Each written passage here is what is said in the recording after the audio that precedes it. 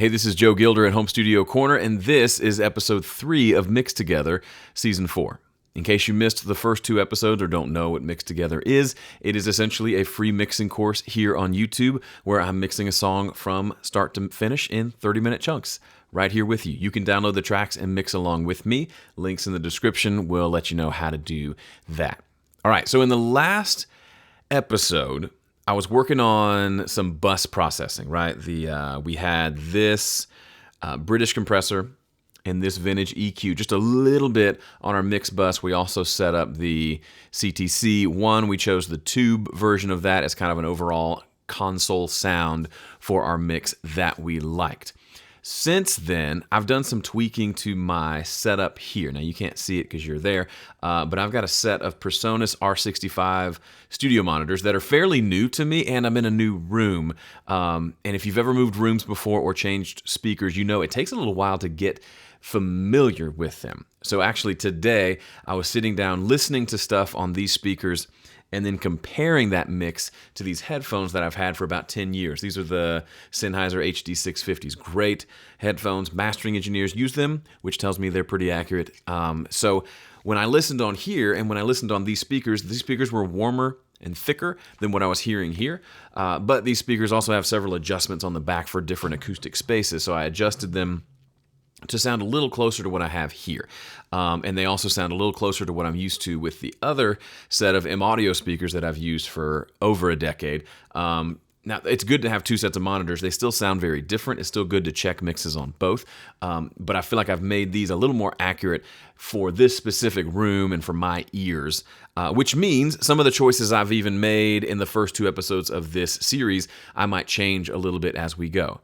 I'm not worried about that, and you shouldn't be either. That's one of the key principles, if you can call it that, of how I do these tutorial videos, whether you're watching them here on YouTube or you're taking my mixing course, homestudiocorner.com/mix. It's incredible. I leave in the mistakes because we all make mistakes. We all try things that don't work, and if I remove all of those from my videos, you'll think I'm perfect, you're not, and you can't do what I do. That's just not true. I'm just a regular old idiot like the rest of us who likes to mix and has done it. Maybe I've mixed more than you or have been mixing longer than you.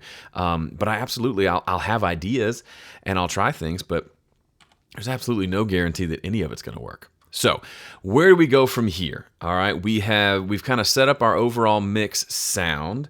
Let's just take a quick listen just to kind of refresh our ears as to where we are. We'll listen kind of to the last section of the song here. I think the chorus kicks in right about here. Here we go. Now everyone's looking for Elle. Everyone's praying she's on that. Everyone's looking for Elle. Where are you? Now everyone's looking for Elle. Everyone's wondering where she is. Everyone's looking for Elle. Where are you?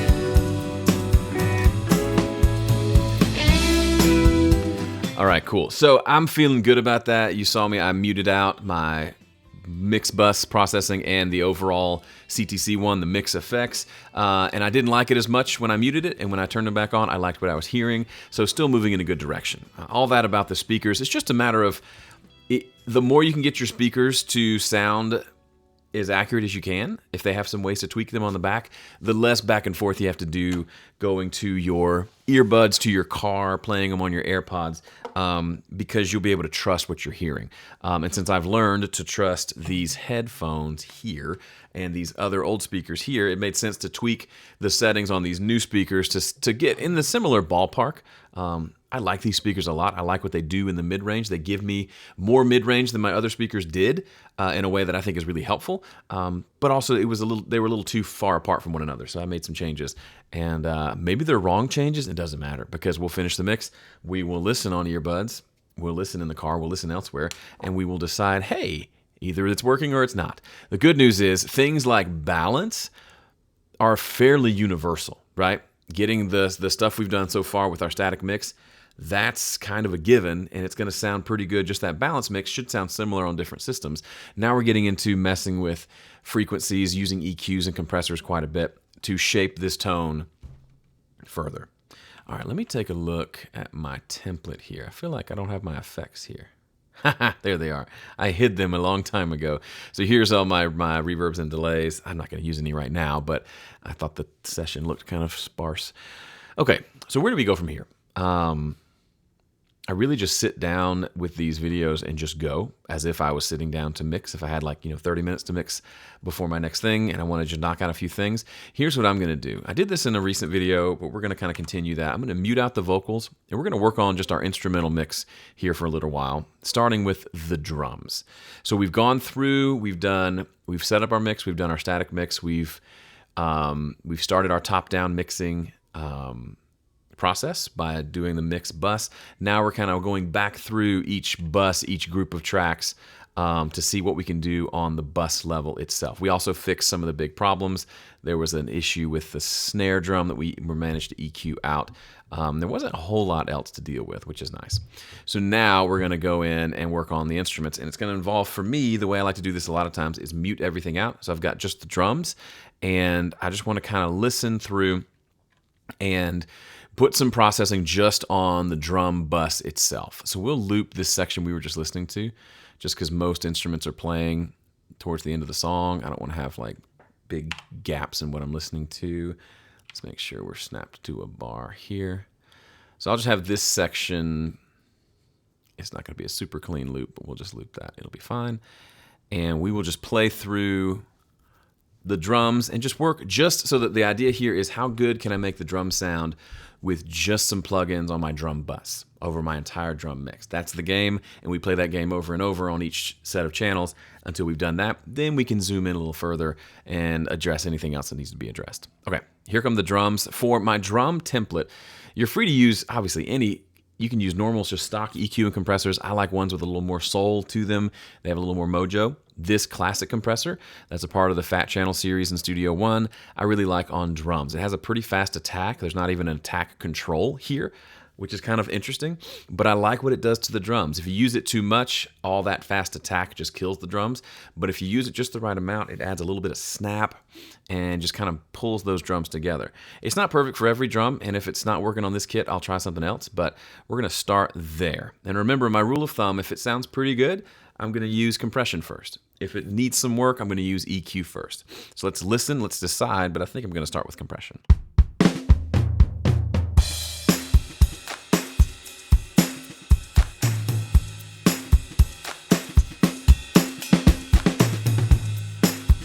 Kick drum's a little prominent. I like that though. I tend to mix, my mixes go like this. The first 85% of the mix, the kick drum's too loud, and I finally relent and bring it down right at the end. But if I can make it work with a kick drum nice and loud in the mix, and it doesn't ruin the mix, I'm a happy camper. So we're gonna leave that there. I don't hear any super major stuff now, frequency-wise. So let's kick on the compressor and just see what it does.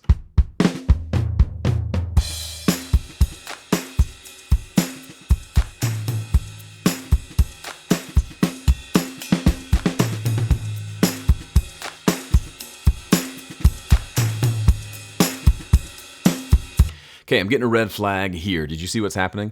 By the way, I'm not going to, being that this series is what it is, I'm not going to take the next 30 minutes and really dive into what compressors are and what they do. My channel has some great videos on kind of introductory concepts of compression. Search compression on my channel, you'll find them. There's a couple where I'm drawing on my iPad, and it's just really engaging and helps you kind of wrap your head around compression. I also take the time to really dive deep in my mixing course called Home Studio Mixing, homestudiocorner.com/mix. You can check it out there. But for this series, I'm kind of just starting from the assumption we kind of all know what compression is, and we're just going to keep moving forward. So what I'm seeing here, the thing that stood out to me was the kick drum was triggering the gain reduction to happen on the compressor, but the snare drum wasn't. And it was a decent amount, like 3 to 5 decibels of gain reduction, which is a fair amount on this compressor. But look, the kick is triggering it, the snare isn't. Take a look.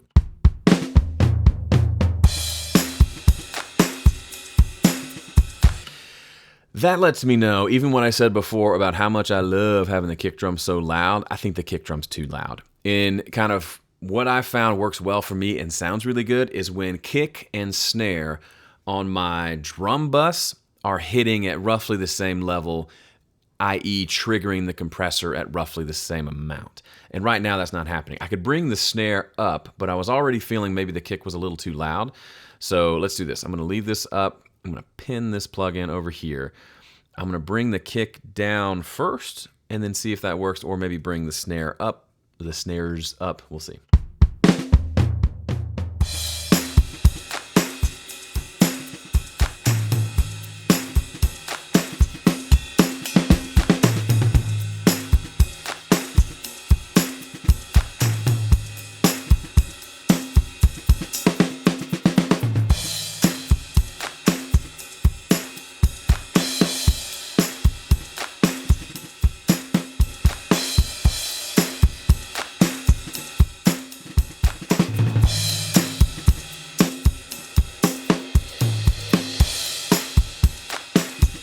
Okay, you may have seen me smile there.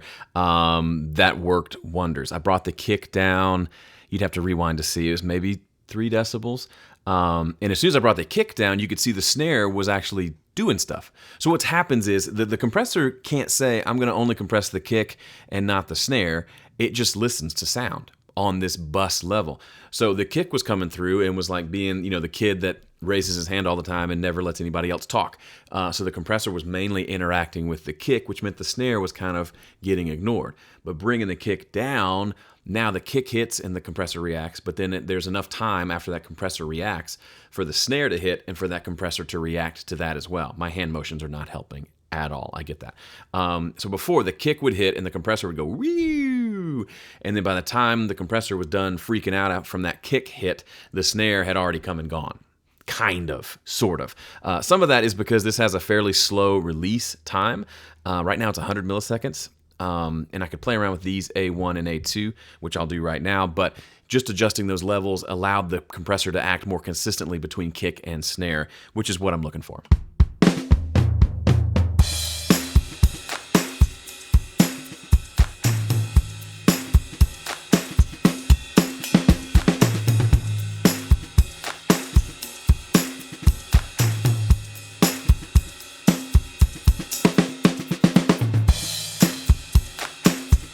Okay, now I'll be honest, I have a hard time hearing some of these differences in the release times because it's, especially on drums, sometimes you hear it really well, but across the whole kit, I don't hear it a lot. So I switched between this A1 and this 100, and the A1 one seemed like it was releasing faster just by looking at the needle. That just makes me feel better. It means there's not as much of the compressor holding on, so it's going to let go, and I tend to just like the way that sounds. Partially, that's probably just some mental mind games happening, but you know what that's like. All right, before we move on to the EQ, which is really fun, it'll take about 3 seconds to do generally. I want to remind you, this whole series, Mixed Together, Season 4, is sponsored by Sweetwater. Now, I know some people really have an allergic reaction to things being sponsored, but it is a free video, and you can always fast forward if you want.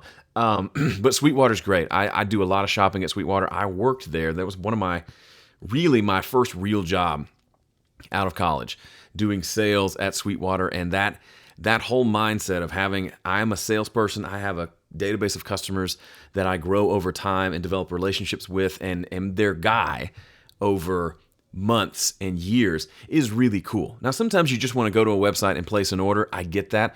But when there's a problem, or when you're trying to compile everything together, or you're trying to decide between 2 items and you can't go see them or listen to them because you live in the middle of Paducah, Kentucky, and there's not a Guitar Center or any other store nearby for you to listen to this stuff, that's where Sweetwater starts to shine. As a sales engineer there, I would go at least twice a week to these hour-and-a-half meetings that were put on by manufacturers. Manufacturers fly in from all over the world to train the sales guys on the latest, and girls on the latest products. They also do a lot of kind of workshops with the salespeople as well, so they can come in. I've done them in my role at Personas, where I will go and we will set up speakers, and we'll set up a rig with the mixer and things like that, and they will come through and test them out and ask questions and get feedback and listen to them and compare them to other products and things like that. Stuff a lot of us just can't do. We're either too busy or aren't close enough to a big enough city with a big enough store to allow us to A/B things like that. If that's the kind of thing you're interested in, you want someone who will know your preferences and be able to piece together equipment for you and give you real honest opinions about which one's better, then you really can't do any better than Sweetwater. That's my spiel. Let's EQ these drums, shall we?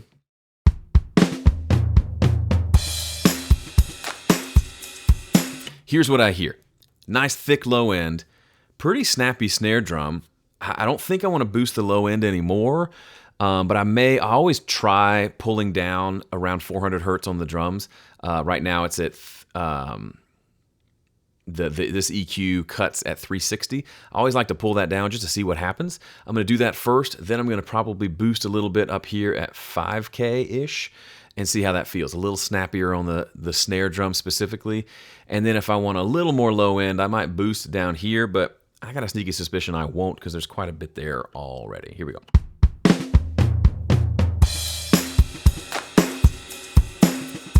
So that's that 360 hertz boosted, just to hear what it sounds like. A little cloudy. We're going to pull that down.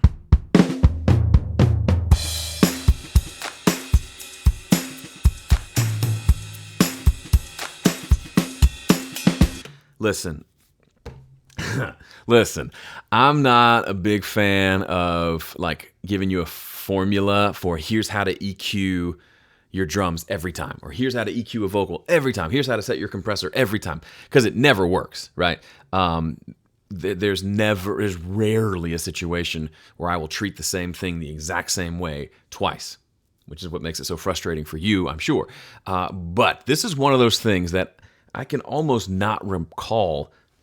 Sorry, I feel like someone was sneaking up behind me. I cannot recall a time when cutting a little bit at around 400 hertz did not make the drums better. I don't know what it is. I remember when I was learning how to do this and I submitted a mix to a panel to review. And I knew about recording, but I didn't really know much about mixing at all. And one of the guys on the panel said, "Yeah, your drums are a little boxy. All right, next." And I was like, what does that even mean, boxy? Does it sound like a boxer, like the dog? I didn't know. Turns out, as far as I can tell, boxy is kind of this frequency right here. Kind of sounds like you put the drums inside a box, and these frequencies, especially in this kind of upper, low, mid-range, that was confusing. The low mids, a little higher than the low mids, more mid. Here's mids, here's just like 360, 400 hertz. There's just a lot of stuff happening there that just we've just, I don't know, we've evolved to the point listening to drums, we don't like to hear that in drums. It's kind of it's not the ringing, because ringing on drums can be cool, but it's just some sort of gross resonance. Let me boost it again just to hammer home what this boxy frequency is.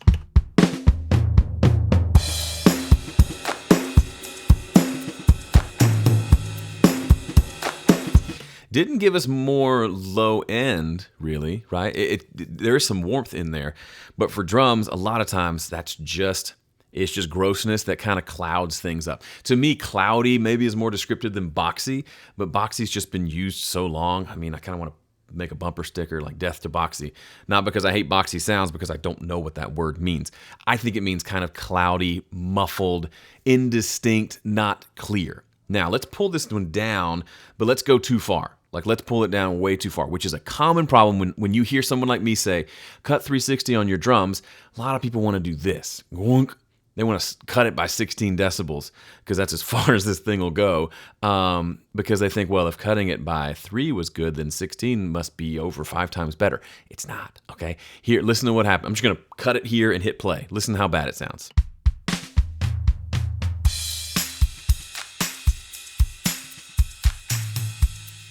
There's some coolness in there. I kind of like the way that snare is real snappy, like for an affected section of the song, and then it comes back into the full drums. But that's terrible, right? It sounds like somebody broke my speakers, or, somebody is playing a prank on me. That's too far. So whenever if I'm guilty of this, if I say get rid of that frequency, most of the time I'm not actually saying get rid of the frequency. I'm saying turn it down.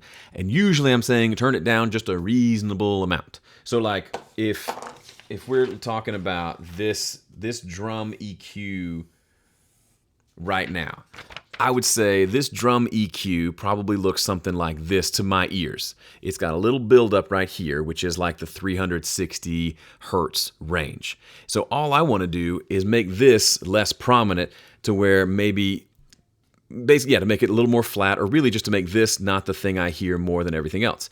So I'm going to introduce an EQ that's going to counterbalance that. Does that make sense? I don't even know if that was in focus.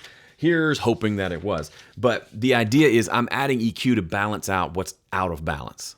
Not to make it perfect, not to make it match, but just to say, hey, drums, you're a little cloudy in the mid-range. I would like you to be less cloudy. Let's pull that down by, let's say, 4 dB. How does it sound now?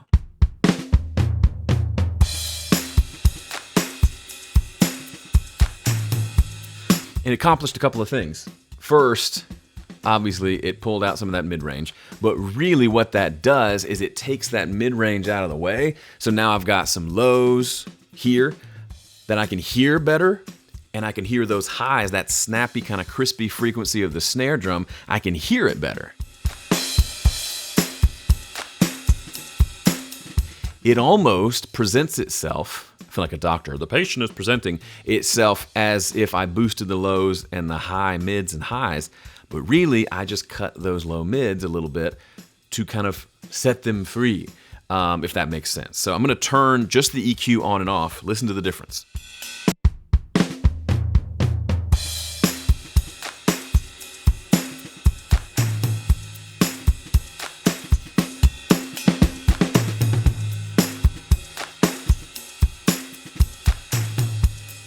It's not as obvious as I'm making it sound, I recognize. And it doesn't do as much for the low end. I'm kind of backpedaling a little bit. It doesn't do as much for the low end as it does. There's something magical happening with the snare by pulling that frequency down just a little bit.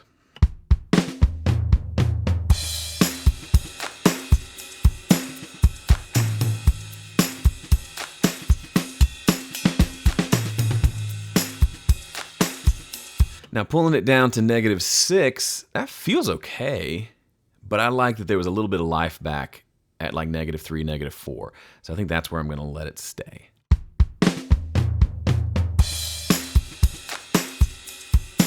Now, the fun part is to turn both of these plugins off together and really hear what happens. So I'll do that by clicking this little power button on the plugin itself. Listen to what our combined treatment of compression and EQ has done to our drum sound. And remember, look at all the absence of plugins here. We've just addressed the drum bus. We haven't put any plugins on any individual channels, but listen to how much we've been able to affect/improve the sound right here.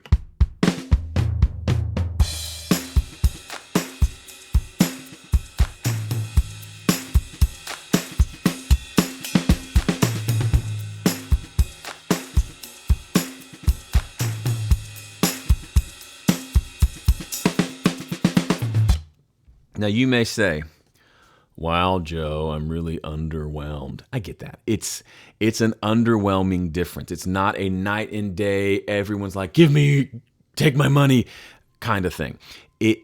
But it's right for the mix. And maybe we need a little bit more on the individual tracks, but I'm really happy. This is a game of small changes. Not small for the sake of small, just doing what's going to make things sound better. And then with an ear towards, we're just listening to the drums right now, right? We're not listening to everything else.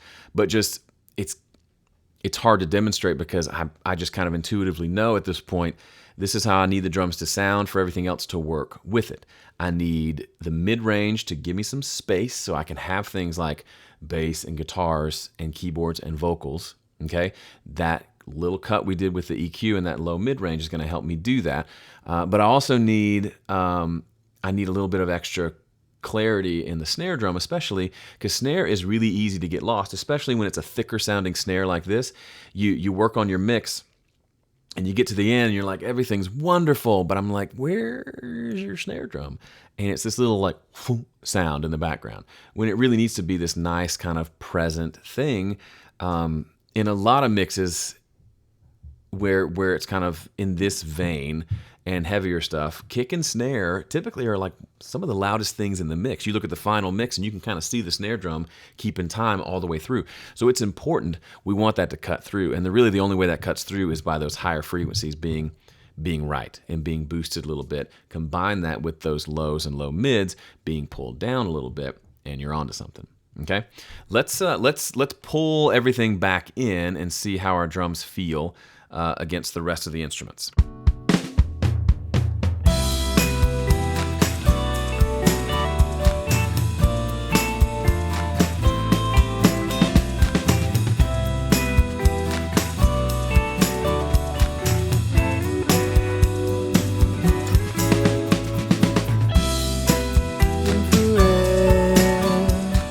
Everyone's wondering where she's been. Oh yeah, tip your waitress. Anyway, I'm gonna wrap it up here. That feels like a good stopping point. We've done our processing, our bus processing on our drums bus, and I'm pretty happy with where it is. Now, these are virtual drums, so they don't need a lot of surgery like sometimes real drums do, but I'm okay with that. This just means I put 2 plugins, I can move on to the rest of the mix. Hopefully you're starting to see how we can get through mixes pretty quickly if we take this approach. Next, we'll dive into the bass and probably get into some guitar and maybe even keyboards because this is where things start to pick up momentum, start to move pretty quickly. So if you like this video, hit like, subscribe, share it with your friends. But what I would love for you to do is take the time to mix this song along with me. Download the tracks. There's a link in the description. You can download the tracks. Then you can mix this with me or mix it ahead of me and then come back and see how I did it. It's a really fun educational thing. It's engaging. It is a little bit of work. You're going to have to do some work. But if you want to get better, work's kind of par for the course, right? You kind of have to work at this thing. But it's fun work, and it's really it's rewarding and satisfying work, especially when you work on songs that are fun like this, that sound really great without any plugins. Then anything that you do add is just icing on the cake, gravy on top. You pick your food metaphor. I'm a little hungry. That's why I'm talking in food metaphors. Anyway, I'm Joe. See you in the next one. Thanks for watching.